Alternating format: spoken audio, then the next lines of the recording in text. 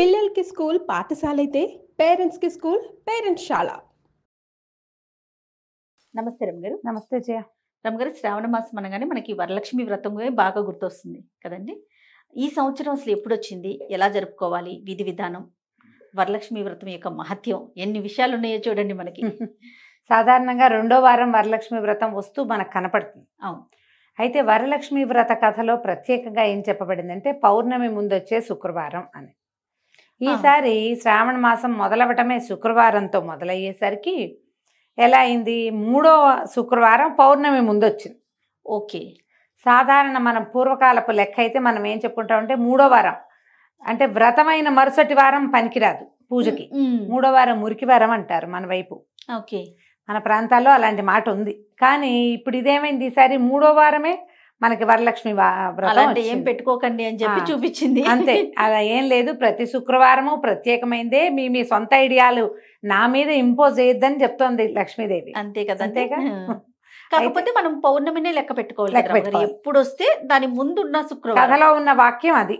పౌర్ణమి ముందొచ్చే శుక్రవారం అని. పౌర్ణమి ముందొచ్చిన మూడో శుక్రవారం నాడు మనం వరలక్ష్మి వ్రతం జరుపుకుంటాం. అయితే సంవత్సరం అంతా మనం లక్ష్మీ పూజలు చేసుకుంటాం. నిత్య గౌరీ పూజ, శుక్రవార లక్ష్మీ పూజ అనేది ఒక నియమంగా మన ప్రాంతాల్లో కూడా స్పష్టంగానే కనపడుతుంది. దసరాల దీపావళి అప్పుడు కూడా మనం లక్ష్మీ పూజ చేస్తాం. దసరాల్లో మహాలక్ష్మి అవతారం వేస్తాం. అవును. కానీ ఈ ప్రత్యేక శ్రావణ మాసంలో మాత్రం వరలక్ష్మి వ్రతం అని ప్రత్యేకంగా చెప్తాం. ఓకే. కాబట్టి మహాలక్ష్మి అష్టలక్ష్ముల్లో ఒక లక్ష్మి కాదు ఈమె. వరలక్ష్మిని. వరలక్ష్మే వరాలిచ్చే తల్లి. ఈ వరం ఎట్లా ఇస్తుంది? నువ్వు అడిగితే కాదు, నువ్వు బాగుంటే ఇస్తుంది, నువ్వు సరిగ్గా ఉంటే ఇస్తుంది. ఈ మన కథ ప్రకారం మనకు అదే కదా కనపడుతుంది.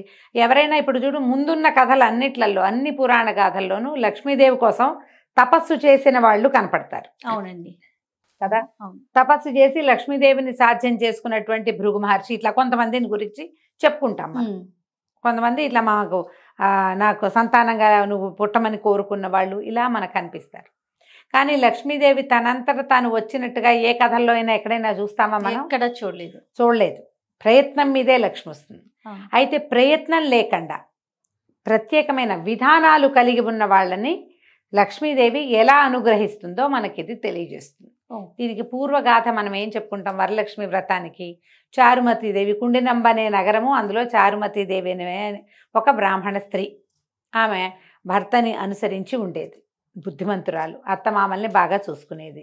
వాళ్ళ ఇంటికి వచ్చిన చుట్టాలు పక్కాలను చూసేది. చుట్టుపక్కల వాళ్ళతో గొడవ పడేది కాదు. వాళ్ళ ఇంట్లో ఉన్న విధానం, పూజా విధానము, మర్యాద అతిక్రమణించకుండా చక్కగా సజావైన ప్రవర్తన కలిగి ఉండేది. ఆమె ప్రవర్తనకి మెచ్చి లక్ష్మీదేవి కల్లో కనపడింది. నేను వరలక్ష్మీదేవిని, శ్రావణంలో నా యొక్క పూజ చెయ్యి, నీకు సకల సౌభాగ్యాలు ఇస్తాను అని. లక్ష్మి తనంతట తను వచ్చింది. మనం పద్యాల్లో చెప్పుకున్నాం, సిరిదా వచ్చిన వచ్చునని. సిరి ఎట్లా వచ్చింది? ఇలా వచ్చింది. కల వచ్చి వ్రతం చెయ్యి అని చెప్తే ఆమె పొద్దునే లేవగానే తన ఇంట్లో ఉన్న పెద్దవాళ్ళకి, తన భర్తకి, చుట్టుపక్కల వాళ్ళకి, కొంతమంది కార్తాంతికులు ఈ కథల్ని, స్వప్నాల్ని ఇది చేసి చెప్పగలిగే వాళ్ళని, ఏమిటి స్వప్నం, ఇది కళ యొక్క ఫలితం, స్వప్న ఫలితాలు చెప్పగలిగే వాళ్ళని అందరితోటి మాట్లాడితే వాళ్ళు ఏం చెప్పారు? అమ్మవారు తానంతట తన కల్లో కనపడింది కాబట్టి మనం ఆమె ఆనతిచ్చిన ప్రకారము పూజ చేసుకుందాం. అది ఎప్పుడు చెప్పింది? శ్రావణ మాసంలో పౌర్ణమికి ముందొచ్చే శుక్రవారం నా యొక్క రోజు. ఆ రోజు నన్ను పూజించు.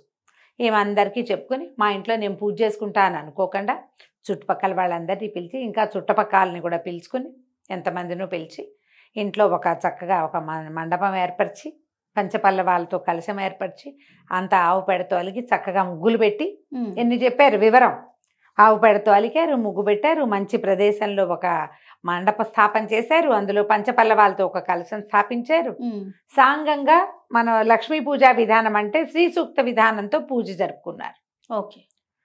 తర్వాత ఈ మండపానికి ప్రదక్షిణ చేశారు. ప్రదక్షిణ చేస్తుంటే ఒక్కొక్క ప్రదక్షిణకి ఒక్కొక్క సంపద చొప్పున ఈ ప్రదక్షిణ చేసే వాళ్ళందరికీ, ఇప్పుడు ఇందులో మళ్ళీ చూడు, ఎవరైతే కలొచ్చిందో చారుమతీదేవికి, ఆమెకు ఒక్కదానికే సౌభాగ్యం లభించిందని చెప్పట్లేదు. అవును.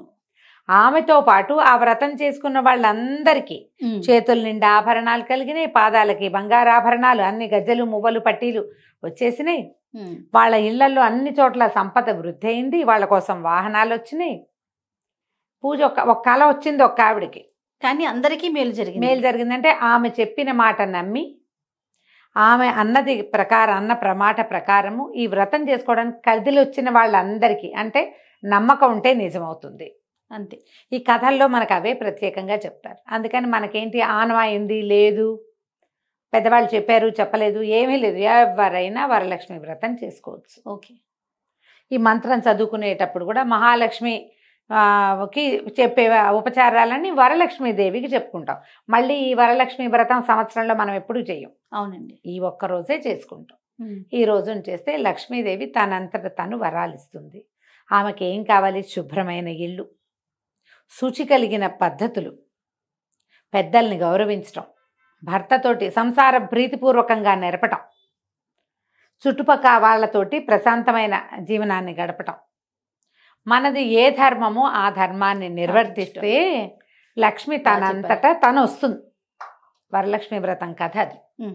ఇప్పుడు మన ఎదురింటి వాళ్ళు వెండి చెంబు పెట్టి అమ్మవారిని పెట్టారు, మనం బంగారు చెంబు పెట్టాలి. వాళ్ళు ఇంతెత్తు పెట్టారు, మనం ఇంతెత్తు పెట్టాలి. వాళ్ళు బ్లౌజ్ పీస్ తోటి చీర కట్టారు, మనం నిజ చీరతోటే కట్టాలి అని అలంకరణలు, ఇల్లంతా పువ్వులు, ఇల్లంతా ఏమిటో హడావిడి. ప్రతిసారి వాయినాల్లో ఇంకా ఘనంగా ఒకళ్ళు ఇచ్చిన దానికంటే ఘనంగా ఇవ్వడం అన్న సాంప్రదాయానికి మనము శ్రీకారం చుట్టి అటువైపే పరిగెడుతున్నాము. మిమ్మల్ని మీరు పరీక్షించుకోండి, మనం ఇలా చేస్తున్నామా అని. లక్ష్మీదేవికి అస్సలు నచ్చని విషయం పోటీ. ఆమెకు నచ్చదు. పోటీ పడితే ఆవిడకి ఇష్టం ఉండదు. నువ్వు పోటీ పడద్దు, నీ పని నువ్వు చేసుకో. నువ్వు ఎంతవరకు చేయగలవు అంతవరకు చేయి. అందినంత మటుకు కాలు చాపుకోండి. విధానం వదిలేయద్దు.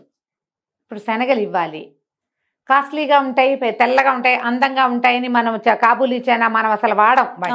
అవి ఇవ్వకూడదు, అవి ఇవ్వద్దు. పళ్ళు ఇవ్వాలి, అందుబాటులో ఏ పళ్ళు ఉంటే అవి ఇవ్వండి. ఫారిన్ పళ్ళు ఏమైనా ఎక్సోటిక్ ఫ్రూట్సే తెచ్చి ఇవ్వాలన్న ప్రయత్నం పెట్టుకోబోకండి. వస్త్ర విశేషం ఇస్తే మంచిదే, మీ శక్తి కొలది జాకెట్ మొక్క ఇచ్చినా మంచిదే, ఇవ్వకపోయినా పర్వాలా. చీరలు పెట్టాల్సిందే, లేకపోతే కుదరదు, వాళ్ళు బట్టలు చీరలు పెట్టారు వాళ్ళకి బాగా వచ్చింది మనకు వస్తుంది అట్లా అనుకోవద్దు. ఈ రకమైన ధోరణిలోకి వెళ్ళద్దు. శ్రద్ధ ముఖ్యం. శుభ్రంగా చక్కగా శుచిగా శుభ్రత పాటిస్తూ శ్రద్ధగా పూజ చేసుకోండి. భక్తి శ్రద్ధలతోటి తాంబూలం ఇస్తుంది వరలక్ష్మీదేవికే ఇస్తున్నామన్న శ్రద్ధతోటి వాయనమో తాంబూలమో ఇచ్చుకోండి. మీరు ఎంత శ్రద్ధగా చేస్తే ఫలితం అంత బాగుంటుంది. కథలో అదే చెప్పారు, మనం ఆ కథనే కదా ఫాలో అవుతాం. కాబట్టి ఈ ఆగస్టు 8వ తారీఖు 3వ శ్రావణ శుక్రవారం నాడు వరలక్ష్మి వ్రతాన్ని నిరభ్యంతరంగా చక్కగా శ్రద్ధగా జరుపుకోవచ్చు. నైవేద్యం విషయంలో ఏమైనా ప్రత్యేకమైన శ్రద్ధ తీసుకోవాలి? ఎలాంటి నైవేద్యం పెడతాం రమ్మగారు? సాధారణంగా అన్ని చోట్ల అందరూ కూడా 3 రకాలు లేదా 5 రకాలు లేదా 9 రకాలు 11 రకాలు 21 రకాలు కూడా నివేదనలు చేయొచ్చు. శక్తి కొలది మన ఓపికను బట్టి. మనం మామూలుగా చేసుకునే అన్నం పప్పు కూర అన్ని మామూలు పదార్థాలతో పాటుగా ప్రత్యేకంగా చిత్రాన్నాలు, పాయసము, పులిహోర, దద్దోజనం లాంటిది, తర్వాత ఏమో బూరెలు, శనగపప్పుతో చేసే పదార్థం ఏదైనా, శనగపప్పుతో మన మైసూర్ పాకు లాంటిది, బూందీ లడ్డు లాంటిది, అలాంటివి, వడలు, శనగపప్పు వడలు. మసాలా అంటే ఉల్లిపాయలు అవి వేయకూడదు. సాధారణంగా అందరూ ఒకటే అడుగుతారు, పండగ రోజు ఉల్లిపాయ వెల్లుల్లిపాయ వాడచ్చా అని. ఇలా పూజా విధానం పెట్టుకున్న రోజున వెల్లుల్లి వాడబోకండి. నేను అబ్బాయి ఉల్లిపాయ వాడండి, స్ప్రింగ్ ఆనియన్స్ గారెల్లో వేస్తే బాగుంటాయి అని అడిగారు మొన్న ఒకరు. స్ప్రింగ్ ఆనియన్ కూడా వాడద్దమ్మా.